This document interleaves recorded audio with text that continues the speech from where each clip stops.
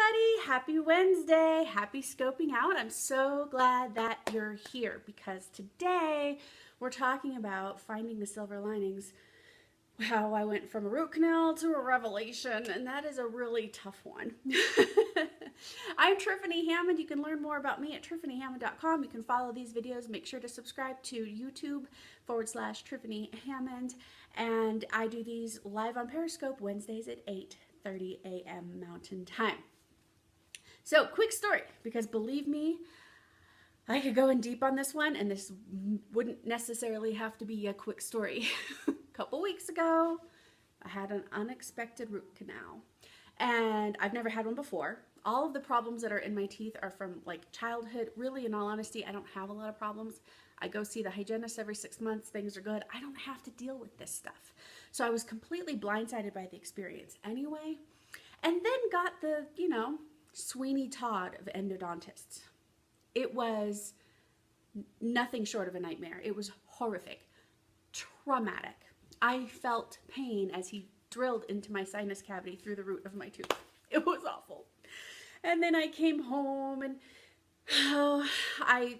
my son hadn't done what he said he was gonna do, so that hadn't gotten done, and my neighbors next door were doing their roof, so I couldn't even take a nap and sleep off the trauma. I cried the entire way home. It was awful.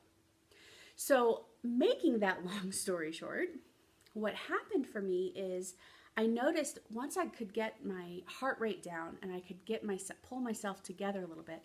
Remember, I talked about this a couple weeks ago, and a big piece of that was giving myself permission just to feel. I kept trying to tap into my tools and make it all work for me right away, and nothing was working. And it took a good friend of mine and a business coach to be like, Triffany, sometimes you just got to feel what you got to feel, right? And there's like this, the permission, sort of let it all go. Oh, right, I'm human. I get to just feel. So you remember that conversation. This is that same root canal. And what had happened for me is I noticed that evening all of my stories came up. If you've been coming to these for a while, you've been watching the recordings or following on the blog, I've been pretty open about a lot of my stories, feeling like it's all on me. I have a money story, I have a man story, like all of these things. Just because I'm a coach doesn't mean I'm immune to this stuff, right? And everything came to the surface in the most emotional way possible. Like, it was so raw. And there was something about being in that feeling space, about being in that allowing space, that I just went, okay, I don't know what this is, because I've worked on all of this, right? These are these beasts that are rearing their ugly heads I've dealt with in the past. Like, a lot of this should be done and over with. And I went, this is different. I tuned into the feeling of it and went, this is different. And canceled all my appointments on Friday and sat with it. Just sat with the feeling. Sat with the feeling. I didn't try to judge it, analyze it.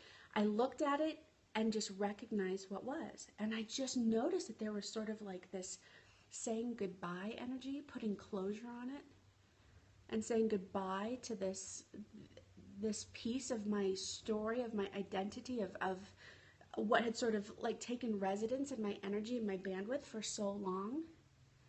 And I realized I was sort of in the final throes of the uncomfortable and the painful beliefs that I had been holding for so long. So Saturday, same thing. My kids actually went to their dad, so I had all day Saturday. Just sat with it. Took a little walk, drank a lot of lemon water, and just was with myself, in gratitude and grace and presence to all the stuff that had just bubbled up inside of me. And then that Sunday, the mountains recharged me. So we went to the mountains and saw the aspens changing color and took a nice hike, me and my kids, and it was beautiful and totally recharged. And then that following Monday, I had to go in and get the temporary filling that they had, or actually it's this side, the temporary filling that they put in had to come out, and had to have a permanent one in. So I was prepared for all of that trauma again. And I realized during that experience that I was actually clean. Not of the trauma around the dentist. I still had a lot of anxiety, believe me. There is still a lot around that. But I noticed that there was all of that residual stuff from the stories I had just held and been grateful for and stayed present to, like a child, like a rehabilitated animal that I was ready to let go into the wild. Those things that I had stayed present to in warmth and gratitude, they didn't come up. They weren't there. And the reason I bring this up today is because I've noticed this sense of like emptiness almost, where I realized normally my head would by default, remember those thoughts, or there was like rah, rah, rah, in the background, right? And I've noticed that a lot of those aren't even coming up for like, I realized that there's something still in my cellular memory that wants to go back to that old story, and then it's just not there. I'm like, how much of my bandwidth was taken up with that old bullshit that I've been working on for years that suddenly isn't there? Now, a lot of people have heard the story. When I go into detail about the story of this endodontist, a lot of people are like, you should sue his ass. That is not right. That man needs to lose his license. I mean, it was bad. It wasn't just a mistake. It was how he handled the mistake, and then obviously the pain and all that, right? And then I realized, yes, on a physical plane, that would be something that would kind of make sense. That he didn't serve me well, he didn't perform his duties well, there should be repercussions, all this. On this plane, that's true. And yet, him making that mistake and him reacting to it and treating me so poorly during the process created, I don't know what, a vibration, a space up here, not this plane, up here, somewhere up here in the energetic collective space that we all share, that needed to happen. That vibration needed to happen for these old stories to come into that place and be like, hi, hey, all of this work you've been doing has really paid off, but we haven't had a chance to say goodbye yet because we're this low vibration and now you're at this high vibration. So if you wouldn't mind coming down here and saying goodbye to us one last time, we'd really appreciate it.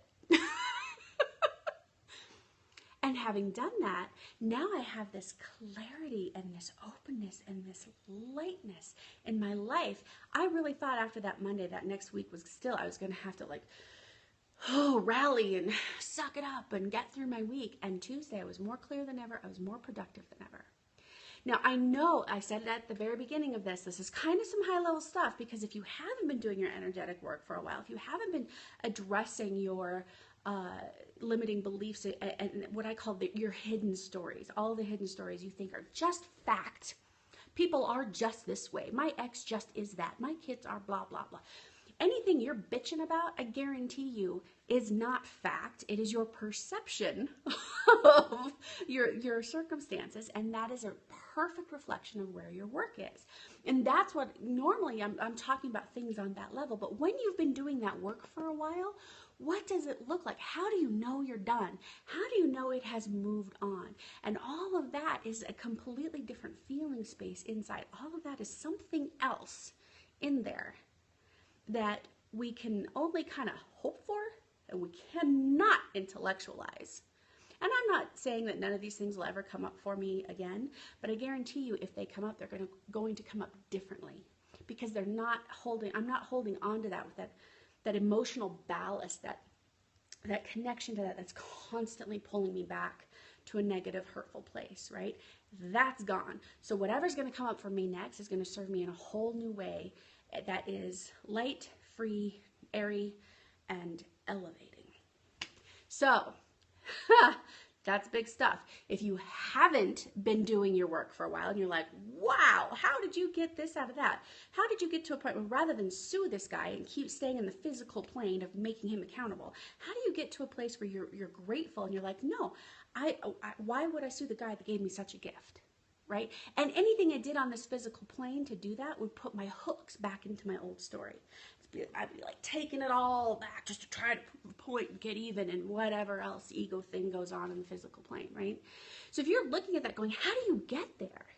Then you really, really, really want to take a course with me. You really want to sign up for something, because all of these tools that I use in my personal life, I teach. I give them to you in these packets and these digestible practices and these things that you can to insert right into the life you're living, rather than waiting for life to sort of go on hold for you to try them on. It doesn't work that way. The grief and the angst that you're facing right now serves you. Just like we talk about in the all section in the For All Is Love, the Fail to Win program. It all serves you. And the moment you can understand that, the moment you can look at everything that's uncomfortable in your life and use it to your advantage, is the moment you reclaim all of that power from old stories, old hurts, old beliefs, old bullshit, right? Just like breaks the chains. So if you're not there yet, if what I'm talking about doesn't quite make sense to you yet, make sure you're getting these tools. Make sure you're putting these, but go back and do the free stuff. Rewatch these videos and read the articles and, you know, whatever it takes to get yourself into that place where you can naturally shift into really appreciating and being grateful for life as it is, rather than waiting for life to change to live in that state of perpetual joy. So there we go. Your homework is to go out and reassess what has gone on in your life. Where are the silver linings? Where are the gifts? That asshole that treated you poorly, what did he create for you? What was the opportunity? Even if it was a missed opportunity, what was the opportunity you had to heal something, work on something, re-identify, redefine something? And if you couldn't do it then, how can you do it now? Stay in touch with me on the blog. Remember to subscribe to the YouTube channel, and let's work together. Let's get this stuff done. Let's clear this stuff out so we can bring our best selves to the world and be awesome together. Thanks, everybody. Bye, my lovelies. Happy silver linings.